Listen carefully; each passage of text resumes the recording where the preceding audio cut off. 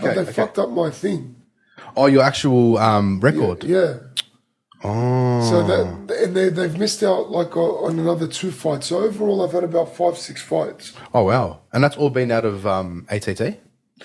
Yeah, I've got one boxing fight that wasn't out of ATT, but that you can't even find boxing records properly in here. Yeah, probably. Yeah, good. So how so we're just talking before. We're live now. We on? We're live. Yeah. Oh. Yeah. I don't like to make a form. We're just like cruise in. Yeah. But yeah, we're talking about life, bro. Because you're full time employed or soon to be. I think you're currently employed now, full time. Yeah. I just resigned my job. And you're just moving around and you're fighting at the same time. Yeah. So what? Broker by day, punch on by night, fighter by much. night. So how man, like being a fighter in Australia, I guess in general is tough. And putting the gloves on and getting ready to go to war is never an easy challenge. Yeah. But what got you? How do you sort of liken or line up mortgage broking and then fighting? What made you want to do it? I sort of feel like with the work side of things, that's just there, sort of just to sort of keep me afloat for the time being. Like my main passion, my main goals are sort of around fitness and health and like fighting and stuff like that. So a lot of it is time management as well, like how I structure my day to be able to train twice a day and to work as well. So just a big part of it is time management. Yeah, well, yeah, especially because pretty intense, right? Where you have to train. Yeah, you're not just doing boxing; you're doing a myriad of things. Yeah. Yeah, awesome, man. And so you've just had a fight. When was it? Like last month, or not even last week? I just had a fight on Saturday. Yeah, that's right. Yeah, and then I had another fight March. And that was a decision win. Yeah, on Saturday it was a decision win. Yeah, nice. How I watched a bit of the clips that were on your page and tried to find a bit on the Urban Fight Night page. But how do you think you went? Like, obviously you won, but look, to be honest, I wasn't happy with my performance. Yeah. Yeah, bro. Like I wasn't too happy about it because the shots I was hitting him with were it was pretty much the same shots, if not better, than what I was hitting with the other guy with in March, and I knocked that I won by TKO in the second round. Yeah, wow. So this guy, like, he's more experienced, but yeah, like he was a lot tougher than what I imagined, bro. But just could eat him, huh? Yeah, he could eat him, but I wasn't too happy with my performance. I wanted to do a bit more, and I wanted to make it a bit more exciting. But with that as well, it takes two to tango when it's inside the cage. So 100%. Yeah, because I could tell you I watched the footage leading up to that fight. The intent was like, I want to end this guy, you know. Yeah. And you could tell there was passion that you wanted to show what you're going to do. Yeah. So, but what do you reckon is is it obviously the guy maybe just not as aggressive as you thought, or is it just more your mental playing up on you, or because obviously when you're in there, it's you're completely different. Cage is locked, gloves out. You and that guy go for it. Well, I did hit him with shots, and I seen his eyes roll a couple of times. Oh no way! Yeah. So you think you had him? You're on the hunt then? Yeah, bro. So and bro, I was hitting him with like shots. Like there was points in round 1 and 2 where I'm just laying on him, pounding on him. Yeah, wow. But the guy's a fighter. He could take him, and he was rising back up to his feet, like still trying to fight. And so you're sitting there throwing haymakers at him or landing, and he's feeling him, but he's just not dropping. No. Good feeling. Yeah. You're like, what am I fucking going to do now? Yeah, exactly. So what do you normally do? Do you go to your jiu-jitsu there, or your wrestling, or do you just... I'm meant to be a striker because I started with striking. Yeah. But with this fight, it was the wrestling was too easy. Oh. So even though it was going to look boring, the wrestling was easy. I was all over him, bro. I was bro, it looked like I was molesting him. Like I was just all over him. So I just kept going back to my wrestling.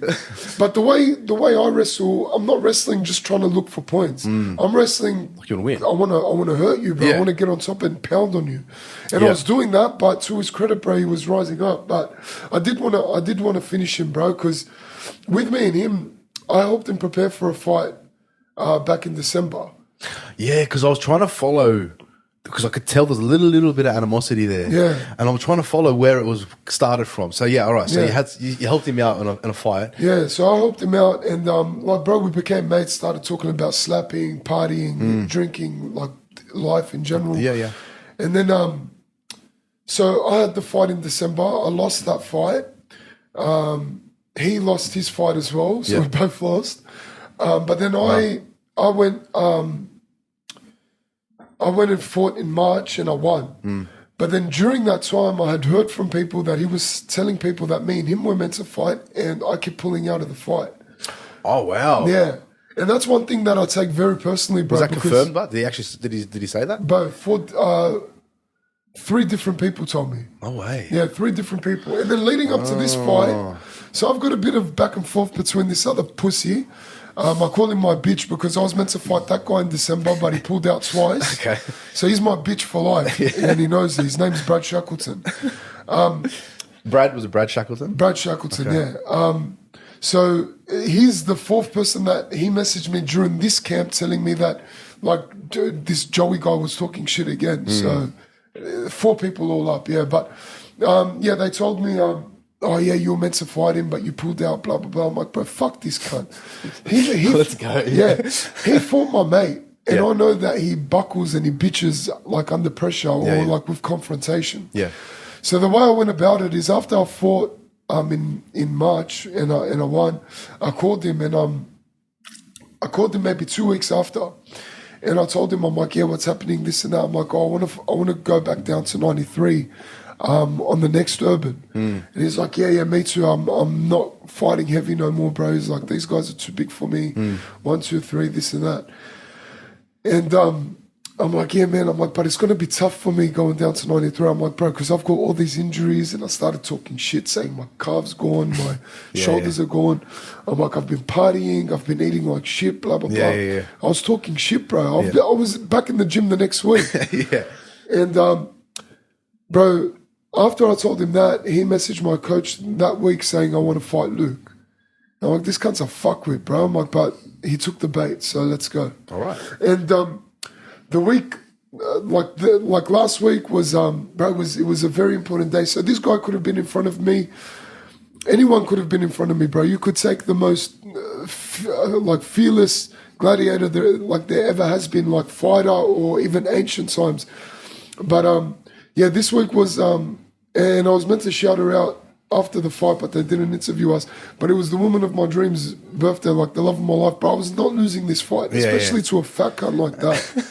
So I had a lot to lose in this fight, man. So I'm happy I won. It's good you won. Like, because there was definitely passion, bro. Like that video was pretty. My mate sent me a clip on Facebook. And I never look at Facebook, and I just randomly checked that, and it was just you going in on this guy. He's like, you fucking pussy. Oh, no, that wasn't Joey. No, I don't think it was from earlier. That was that Brad Shackleton guy. Okay, so that was Brad. Yeah. Because you were going in. I'm like, fuck, this guy's, that's like, I like when you talk, bro, like talk. That's how you get the fight going. Yeah. So do these boys just ring you or message you on Instagram, hey, you want to scrap? Is that how it works? Or do you? Nah, so they, bro, my last 2 fights, so this fight and the one before that in March, they messaged the promoter saying they wanted to fight me. The one in December, I was meant to fight that Brad Shackleton guy. Yeah. He pulled out of the fight like a month before the fight. All right. I did a podcast. Yeah. He got cut. He came back on.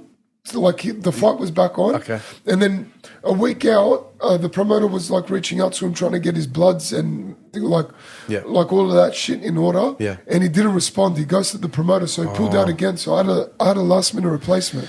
Oh, wow. Yeah, but bro, whoever's offered to me, but a fight's a fight. 100%. Like I feel like we're fighting with our fists and our feet and our shins, but I feel like, bro, everyday life is a fight. So like, 100%. I'm just accustomed to fighting. Yes, like I'll take it on. Whoever, whenever. Like, you want to, like, if they want to fight or if the promoter wants us to fight, bro, I'll say yes. I don't give a fuck. I don't ask for anyone. Bro, it's good because you want to have a good match too. Yeah. And it's got to be exciting, and you want to sort of, it helps you grow as a fighter, so people know who you are. Yeah. But yeah, that's, man, the getting into the cage is what really intrigues me, man, because I've never been able to bring myself to do it. And I love the sport. I genuinely love it. I probably watch it more than I watch rugby league now. Yeah. Genuinely, because it's just so interesting. Yeah, rugby league's boring as well. Oh, they've ruined it. They've ruined it, bro. I get people getting injured is not something that they want. And I think the Alex McKinnon incident, which he will which he has said was actually his fault. Yeah, the way he 'cause put he his ducked head. in, He yeah. ducked his head in. But man, they went on this path where if your shoulder's out, you have to have the hand around, I know, yeah. and it became such a rigid sport. And It was like the- touch footing. right? And the referees were like just adjudicating all the time. They weren't yeah. able to just run and play. Yeah. It's getting a little bit better. It's getting faster, but it's nowhere near as interesting as MMA. And for example, like on Sunday, fuck me dead. Man, Like, you know what I love about MMA, bro? The ref seems like the ref is there, but he's not all up in your face like you see on these rugby league games, Yeah, bro. Like the yeah. ref's always wanting to be in camera and stuff. Yeah. But with fighting, you're just looking at the two fighters. That's it. The person with the better game plan or the person with the bigger heart or the bigger motivation, they're like 9 times out of 10, they're going to win. It's not up to the ref to decide correct. like who's going to win, you know? Like Correct. they might do a mistake call here and there, but it doesn't really have massive implications on a fight like if a ref fucks up in a rugby league game. Of course. Of know? course. And you see it like a lot of most of the time in MMA, they have to call it on the spot as they see it. Yeah. And I don't think I've seen a call being reversed. I can't recall. No. There's been times where the refs got it wrong on, I can't even remember. Like groin shots or something Yeah, like like a groin shot, judges yeah, get yeah. it wrong. Like there's some robberies. Oh, fucking wow. But I mean, like just in with the refs in particular, like that's what I like about it. It's just free flowing. Correct, You're yeah. there for 15 minutes, 25 minutes, it. and that's it. And it's entertaining because you're not just kicking or punching. There is so much to it. Yeah. Not only from your camp, weight cutting, training, game plan, everything, executing your game plan, Yeah. avoiding shots. It's so much to do in Yeah. such a short period of time. Yeah. But when you're fuck me dead, I just fully forgot where I was going. Yeah. But with the weight cutting, this fat fuck missed weight as well by 3 kilos. I was going to ask you, man, but that was where I was going. I was going to ask you because he looked a little bit heavier than like. Yeah. Obviously, you look really lean, bro, really good. Yeah. What do you walk around at? Okay, so with this fight, bro, when I took it on, I was like 108 or something, 107. Yeah. The whole time, I thought the fight was meant to be at 93 kilos, that light heavy. Yeah. So I got down to about 103 by the time like I had to water load and get in the sauna. Yeah. But then like, bro, I was doing my weight cut and I got down to like 98 or 98.5 or something. So I was cutting weight on the Thursday night and I was going to continue it on the Friday to get down to 93. But then my coaches ended up telling me, they're like, that night, they're like, listen, they're like, if you fuck up, you're barred from the gym. I'm like, why? They're like, you're not fighting at 93, you're fighting at 99. I was like, what the fuck? I was like, hectic. wow. So they lied to Mad. me. Yeah. Oh, you're wrapped. Yeah. So I'm like, yeah, mad, bro. Because another 5 kilos in one day, yeah. Oh, that would be torture. Bro, even that night, Fuck, how you gonna do that, bro? you need to get Bro, it done, 5 bro. kgs in one day. I went from 103 to 98 in the matter of 2 hours. 2 out. Yeah, bro. So you're I was in the sauna at 5 and I left I was in the sauna by 5:30 and I left the sauna by like 7:30. So you do it in increments. So like you're in the sauna for me 40 dead. minutes. Bro, it's fucked. Ugliest feeling. Bro, my mouth was like full tensing up. I felt like I was about to die. I had pins and needles all over my face. 'Cause- I was getting the shakes. But let me ask you something. Wouldn't it be better for you if you fought at the weight that you like a weight that you walk around at or close to? Because your weight cut, that sounds like such a traumatic process after you've finished your training and you're ready to fight. And then you're like, oh, you got to zap yourself by 10 kgs in 3 days. Bro, like my coach Ash said, he's like, the weight cut, because he told us that week of the fight, he's like, I don't want anyone coming into the gym being down or depressed or having a negative mood because it's going to go, because there was about seven of us fighting. Oh, wow. He's like, so one bad egg is going to ruin it for everyone. He's like, this is a part of the process. He's like, there's a reason why you guys are fighters and not everyone else can say they're fighters. They're like, Get your water. Sorry. oh, thanks, bro. Sorry, bro. That's right. Yeah, So just continue with that. yeah, keep going, bro. Yeah. So, so he told us, he's like, weight cutting is a part of the process. He's like, if you guys are going to come in being down and in a shit mood, he's like, you're going to be in a shit mood when it comes to the fight. He's like, what people don't think about is they think the fight is the weight cut, and then they forget about the fight itself. So it's fucked. It's true, bro, right? Because it is a fight to cut that weight. Bro, it's the Fucking worst. hell. But like you said, bro, it's a part of the process. Everyone cuts down to make, like, very rarely you'll see people fighting at their walk around weight. Is it obviously you have a big advantage having the size that you have, fighting in a weight that's obviously under where you walk around at. Is that would be the major reason why you'd choose to fight at that weight? Or Probably, yeah. Yeah. So because with me, bro, like I wouldn't like I would probably be on par. Like the way my height is and the way my body is, like I should really be walking around at 100. I'm just not as disciplined as I should be, especially for this fight. I had, like during the fight camp, I had 2 weeks off completely training because during a camp. Yeah, bro. My daughter was in hospital. Oh shit! Sorry to hear, bro. She all right? That's right. Yeah, we found out she's got epilepsy. Poor thing. Oh no way. Yeah, so she's young, bro. She's 10 months old. So I was there for 2 weeks. But if I didn't have those 2 weeks off, I would have been much lighter. I would have been able to make the 93. Bro, see, that could happen, man. You could be ready to go and bang, something happens left the field and you just got to shift everything and you're back 2 weeks. Yeah. So, like, obviously, like, I listen to a lot of stuff about, a lot of people talk about weight cutting, from fighters to coaches to people like Rogan, whoever. If everyone was to do it, right, and walk around, would it make the fight more, like, it's for you better? As in, like, your health is not having to, you have to worry about cutting and all that stuff. But then you got other guys who aren't able to do the same, because I guess in your head you're probably thinking, if I'm walking around, if I'm fighting at a weight close to what I'm walking around at, the guys that are doing the same are going to be heavier and cutting back. So you're going to be at a disadvantage in that situation. Yeah. So because it's tricky, because fuck, that's a lot of weight. You do feel like, bro, I felt like with this fight, it was probably the first fight where I felt a little bit sluggish at the back, like really? In the change rooms. Yeah. Like, bro, I remember I was messaging, like I was messaging my missus saying, "Oh, can you cook?" Because she didn't come. She was like, she wasn't going to come to the fight. Yeah. So I'm like, "Oh, can I speak to you? Like, I'm feeling flat. I'm feeling down." And bro, even though I was like super confident I was going to beat this guy, I was getting nervous. And I still felt a bit slow, like I felt like dehydrated still. Yeah, bro. And that was the first time I really felt like that. So, but again, everyone's doing it. And then like, if no one was cutting weight, then like, and of course it would be the same thing anyway. Exactly. Yeah. Right. I get it. Just sort of. But this guy missed weight by 3 kilos, bro. And how much of a? There was no disadvantage, bro. He's a fat fuck. Well, what disadvantage? I looked at he was slower than you for sure. Like you could tell, you're obviously leaner, so you've got that ability to just. But so because man, that weight difference as well. If you're weighing in heavier, if you're fighting in a heavier weight, your body's different, your punches are different, your kicks are different, your movements are different, everything. Yeah. Man, because bro, that would be so tough. I've watched so much stuff about, like, whenever they do those fucking, what are they called? I can't remember. Embedded. The embedded, yeah, on the Fight Pass, and they show you how these guys are killing themselves just to make weight, bro. Yeah, you know, and you see it all the time. You see these people, they don't make weight, and it's like, bro. Yeah, bro. You know, that Thursday night, I swear to God, I was writing a message, like a goodbye message to this, like to my missus, saying, "Oh, blah blah blah." But then I deleted it. I'm like, bro, why the fuck am I thinking like a week come for?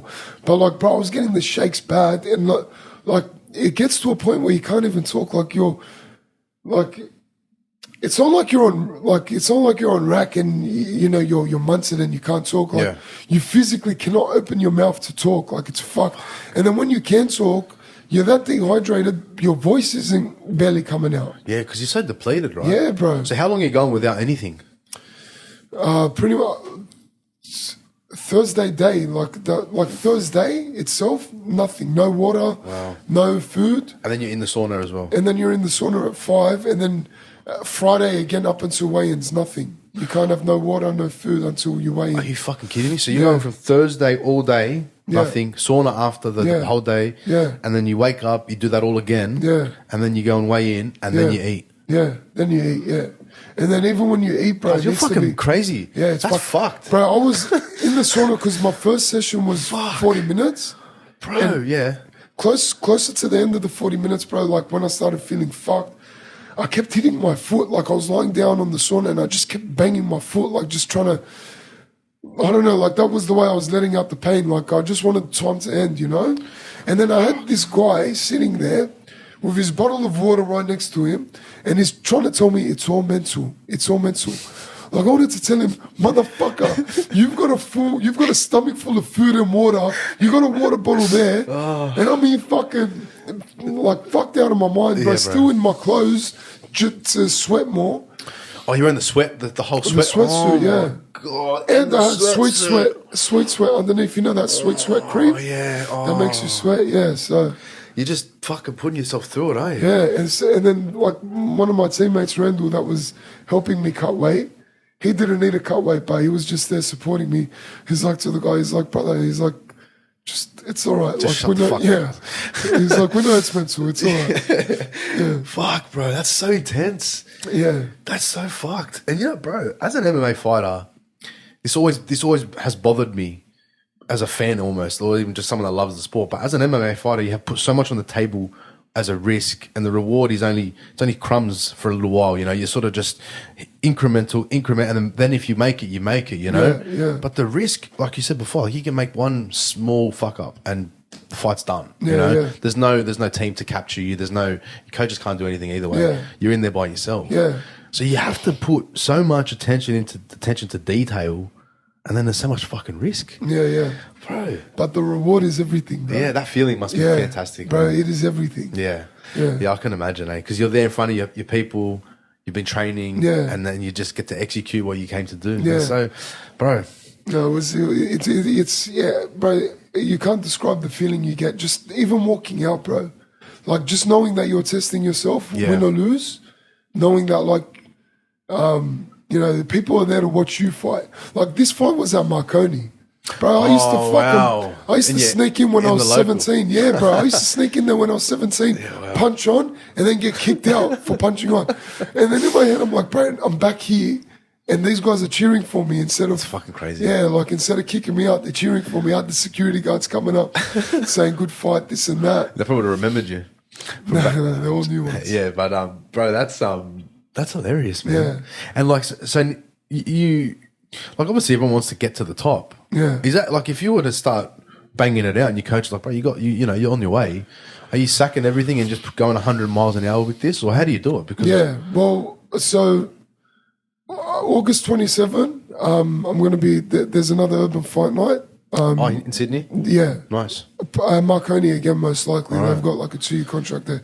So I want to fight for the light heavyweight belt because that's vacant. Yeah. And I'm on a 2-fight win streak now. Do it. So I want to fight for the belt, and then, God willing, bro, by next, I want to hopefully, my goal for myself is by the end of next year, December, I want to either be making noise to get signed to UFC, or I want to be signed to the UFC by then. How do you do that? You just got to get you just put your career in the hands of your coaches, and bro, and with me, I got 2 of the best coaches in Sydney, or in Australia, bro. You had two of the 2 boys that were like the first on the scene, right? Yeah, in the UFC. That's right, yeah. And Suman has got very good connections. He knows what he's doing, like with pretty much everyone. Bro, there's a reason why that gym is so successful, because they're like you should have seen Ash that night of the fight, bro. He was running around the cage, bro, you don't hear him stop talking. I noticed that, bro. Yeah. I've watched a lot of the Urban Fight Bro, Nights, they are honestly. so passionate, I can hear him the whole time. Yeah. You can just hear him in the background because the mics Yeah. are picking up everything. Yeah. Bro, no, you can tell there's passion. You can tell as well. I think I saw one of the guys there has it tattooed. Like it wasn't Suman or Ashkan. It was another fighter there. I think he's got a tat of ATT on his. Australian top team, Alex. And Suman's got that as well, and Ash. Oh, I'd never know. Yeah. But, bro, like to have that sort of love for your gym and for your people, you could tell, man. They're most of the Urban Fight Nights, they've got a good amount of guys or girls from ATT. Yeah. Actually, I spoke to Nadia when she was in the UFC a couple of years ago. Now we did a podcast with her. Yeah. It was just before her last fight against that Asian girl in Melbourne. Yeah. I ended up going to the Melbourne card. Have you gone to any here? Yeah. When Ash and Nadia fought in Sydney. Oh, way back. Yeah, mad. Yeah, that's good, eh? That's good, man. So you got the experience there. You got good boys around you showing you what you need to do.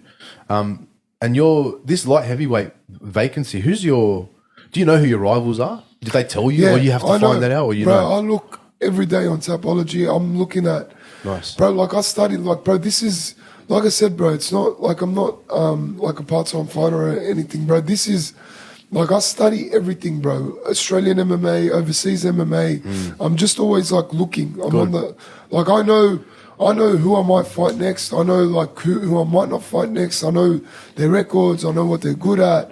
Not only because I'm doing the research myself, because that's a part of it. Yeah. But Zoom International as well. And, bro, I've got complete faith in them, bro. If they tell me fight this guy and this is the way I want you to fight it, I'm going to fight the way they want me to fight, because I know that they think, like, I know that they've got the best game plan for me. Well, because they've done it and they know their shit, right? They're doing something right. Because the Urban Fight Night's taken off. It's actually getting some legs. It's huge, bro. Because I used to watch a lot of Eternal on the Fight Pass channel, and then I think it was a Facebook. I started watching the Urban Fight Nights on Facebook, and I started really getting into it. It's nice to see local boys. Yeah, and it's on Foxtel now as well. Oh no, shit! It's on Foxtel. Yeah. All right, beautiful. So you're aiming for August, and when do you normally get into camp? Like 6 weeks out? Bro, I just got back to the gym yesterday. Then I'm 3 days out from my last fight. Wow. Back in the gym. Just always training. Bro, pretty much, whether I've got a fight or not. Bro, like, I went through all of 2019. Yeah. No, 2019 I had a fight. I've pretty much had a fight every single year, but I've been most active, like, these past 6-7 months. But, bro, 2020, when, like, COVID and all that happened, during the time when the gyms were open, I was still training. Yeah. I didn't have a fight lined up. Yeah. Even during COVID, I was training. I need to train, bro, for my mental health. 100%. On top of everything else. Oh, bro, to sharpen your sword, definitely. Mental health, just having the gym here, man, I went through phases of having kids, you know what it's like when you get lazy and you're in and out. Yeah. That training just changes everything, man. It puts your brain in a different place. And I'm very lucky. Like, I've got somebody who's like, we call each other Cowies. Like, I've got someone like she supports me, like, through everything. Like, we might be having a punch on when we're not talking, and then if she knows I've got a fight coming up, she'll make sure that we're talking again. You know, that's like, cool, man. She knows that I need her sort of around to keep my, like, mental sanity, like, to keep me in check, but also I need to be good, like, mentally, like, leading up to the fight. Bro, if you're 100%, man, because if your stuff at home's chaotic and you're trying to do your job, it's hard. You're distracted. Because it's a chaotic sport already. Yeah, man. Yeah, and you need to have a clear mind. You just got to know what you're there for. Yeah, yeah. And if you're fucking worried about shit that doesn't make any relevance, like, bro, like, this is how I look at it. Like, in December, me and her were punching on. Yeah. Not punching on physically for everyone watching. But, we should explain they're not physically. But, like, bro, I hadn't spoken to her for maybe, like, 2 months. And I took on this fight. I had no idea if she was watching, this and that. I ended up finding out after that she was watching, which I was gutted about because I lost that fight.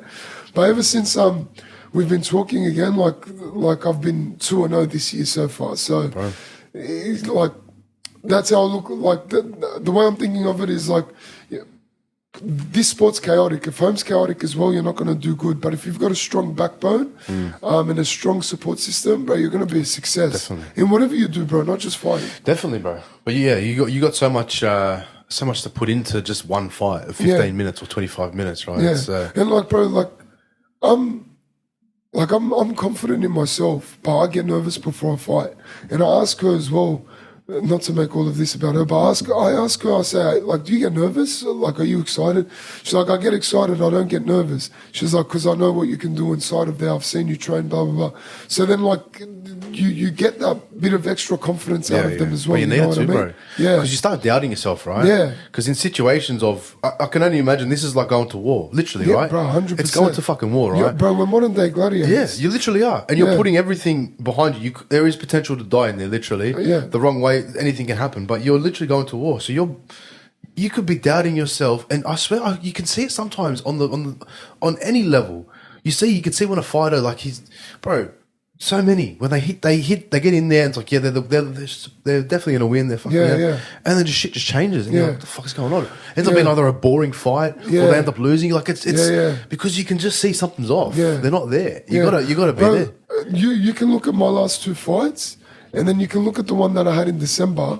bro. I look, like I rewatch them all the time. Yeah. Bro, the one in December, you can just tell, bro, like I'm fucking staring at the screen where you can see yourself walking out and that. Wow. But I'm staring at that, and in my head, I'm thinking like, oh man, I wish she was here. Is she watching? Blah blah blah. I get inside the cage, and I'm like, bro, what the fuck am I doing this for? Yeah. Bro, you can just tell in my performance. Wow, bro. Yeah, but then the last two, like I'm back to like being myself. You know, it's when you've got doubt in your head, or when you question yourself, your abilities, or question why you're doing what you do, it can lead to death in the cage. 100%. But you got to be confident, because the other guy's got to be confident too. But more so, like having that, because that state of mind as men too, man. Mental health plays a factor. Yeah. And you got stress and all this other shit you got to worry about. Yeah. And you also got to think about your game plan. Yeah. What do you got to do this round, that round, that round? Exactly. There's so much that you have to do. Yeah. So,